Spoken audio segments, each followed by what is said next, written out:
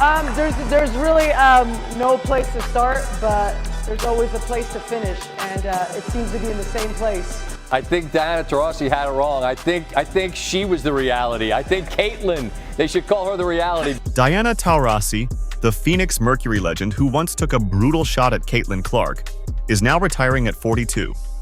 And the same rookie she mocked, she's the one who ultimately pushed Taurasi to call it quits. If you've been paying attention, this doesn't come as a surprise. Sure, Taurasi didn't immediately announce her retirement, but after facing backlash for going after Clark earlier in the season, she's now waving the white flag. While no one's denying Taurasi's legendary status, her digs at Clark weren't just unnecessary, they completely backfired. And then when you throw on the animus and the jealousy and the media being against her. Caitlin Clark didn't just take the insult, she came back and absolutely obliterated the Phoenix Mercury, proving exactly why Diana Taurasi was dead wrong about her. But what did Clark do that made Taurasi rethink her entire career? Why did Diana underestimate her so badly? And how did Clark respond to all of this? Let's break it all down because you won't hear the full story anywhere else. Diana Taurasi, a name synonymous with WNBA greatness, sparked one of the league's most heated discussions when she boldly declared, "Reality is coming, Caitlin." This wasn't just some casual "welcome to the club" comment. No, this was Taurasi, sitting on her throne, side-eyeing the rookie from across the court and dropping a mic in an ESPN interview with Scott Van Pelt. It was like she was saying, "Girl, I see you, but I've been running this game while you were still perfecting your jump shot at Iowa." Where, you look superhuman playing against 18-year-olds, but you're going to come with some grown women that have been playing professional basketball for a long time. Taurasi's arrogance was on full display during that interview, making it clear she believed Caitlin Clark might be the hot new sensation, but the WNBA is a completely different ballgame. It's not about dominating some college kids and putting together cute highlight reels. No, the WNBA is a jungle, packed with experienced ballers who've been grinding for years. Diana had those "I've been through war" vibes, and when she said, "You're going to come up against some grown women," you just knew she wasn't talking about brunch and mimosas. She meant bruises, sweat, and an unforgiving schedule. Spoiler alert, that same grown woman got schooled by Clark. But here's the real question. Was Diana just giving Caitlin a little friendly warning, or was this personal? After all, Caitlin's rise was like a meteor threatening to crash into Taurasi's WNBA legacy. One minute, Taurasi was the queen of the court, and the next, ESPN couldn't stop raving about Clark being the future of women's basketball. Taurasi spent over 20 years building this league into what it is, and now this kid from Iowa was about to waltz in and steal the spotlight. Yeah, no wonder there was some tension. Saying that it's not going to translate, because when you're great at what you do, you're just going to get better. But there is going to be a transition period where you're going to have to give yourself some grace as a rookie. And, it might take a little bit longer for some people. I mean, Caitlin isn't just any up-and-comer who needs time to prove herself. She stepped into the league and immediately shined like no one else could. The hype machine is cranked up to 11. Everywhere you look, it's all about Caitlin. But the bigger question is, was Diana more concerned about Clark's ability to handle the WNBA, or was she grappling with her own ticking clock? Let's face it, no matter how many three-pointers Taurasi sinks, no matter how many defenders she breaks down, time catches up to everyone. And Caitlin's meteoric rise was like the universe reminding Taurasi that the next generation is already knocking on the door. The torch-passing moment? It's looming, whether Diana likes it or not. That's just the arrogance of the vets, and they say we all had a learning curve, and you're gonna come in and you're gonna be fine. And the media? Oh, they're not helping one bit.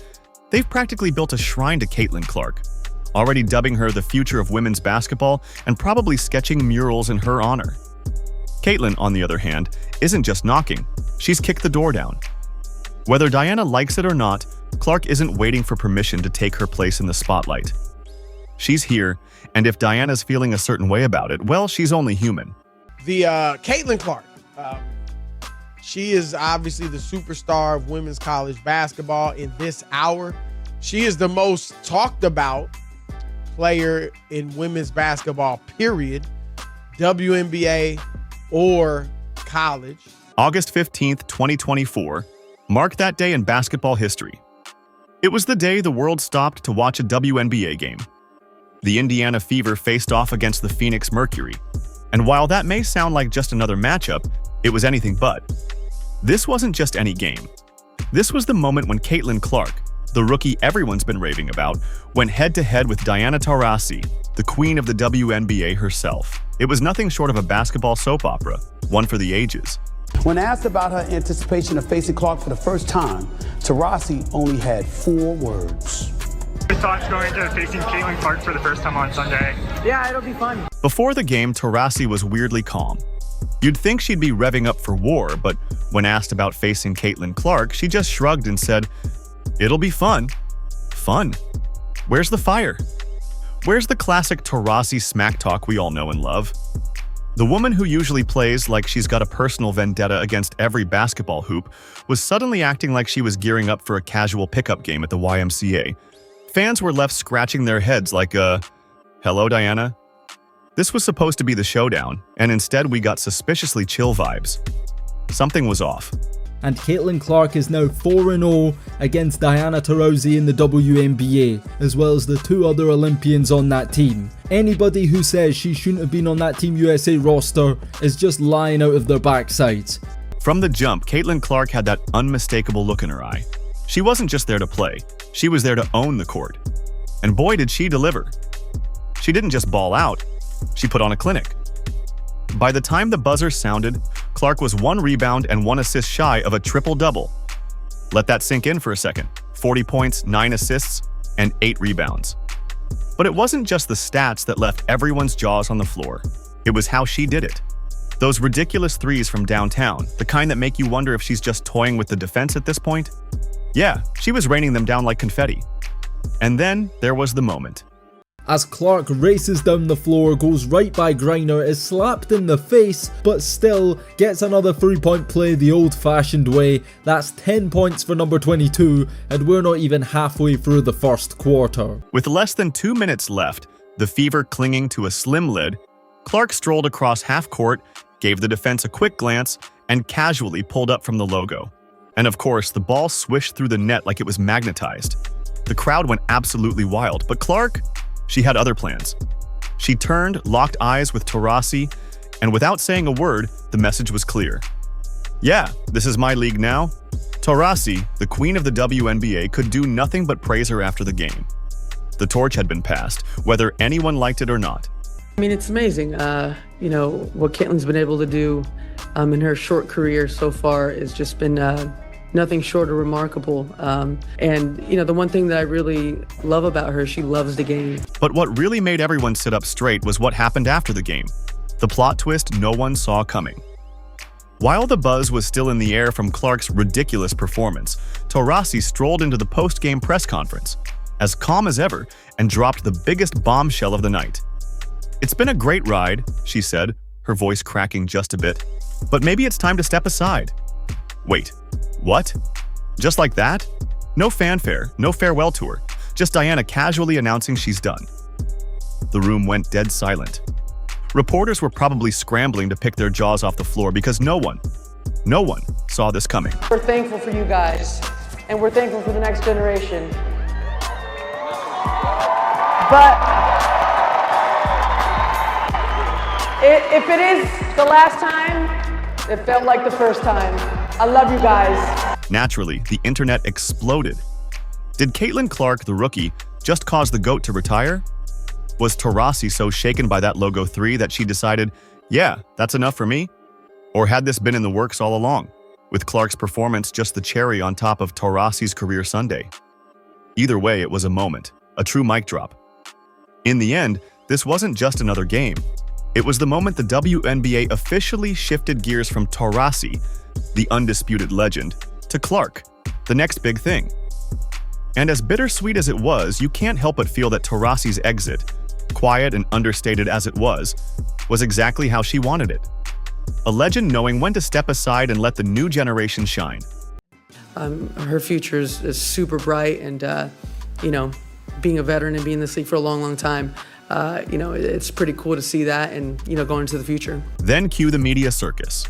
Stephen A. Smith, never one to hold back his opinions, jumped into the conversation like he was ready to duel anyone who dared question Caitlin Clark's greatness.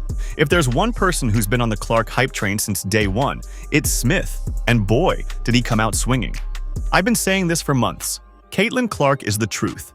And if Taurasi can't admit that, she's not being honest with herself. Smith was practically foaming at the mouth, defending Clark's newfound status as the WNBA's future. The energy was electric, and you could feel the excitement ripple through the media as they rallied behind the rookie sensation. I expected more from Diana Taurasi, ain't gonna lie about that. I expected something like can't wait. I expected something like get your popcorn ready. I expected something like, oh yeah, I've been waiting for this. Something like that. But it wasn't just Smith making noise. Monica McNutt, another ESPN commentator, had previously thrown some shade at all the Clark hype. She wasn't exactly thrilled with how the media had been pushing younger stars to the front of the line while veterans like Taurasi weren't getting the respect they deserved. McNutt wasn't shy about voicing her concerns, stating, "Look, we're acting like the OGs don't matter anymore. Let's not rush to crown the new kids before they've earned it." And you know what? She had a point. The divide between McNutt and Smith ran deeper than just who they thought should get more airtime. It represented a generational tug-of-war over how women's sports are being covered now. It was a clash of perspectives that reflected the broader conversation about respect, legacy, and the future of the game. Another thing to back it up and to let everybody know you ain't shying away from the challenge one bit. Smith, however, wasn't having any of it when it came to disrespecting the veterans. He barked on his show, "No, what's disrespectful is not recognizing what Caitlin Clark is doing for this league right now. She's transforming it." Of course, he had receipts, too. Let's not forget Smith had gone on a whole other tirade earlier in the year when Team USA snubbed Clark for the 2024 Olympics. "How do you leave this girl off the roster?" he yelled, probably with veins popping out of his neck. "That's not just a bad decision, it's a crime against basketball."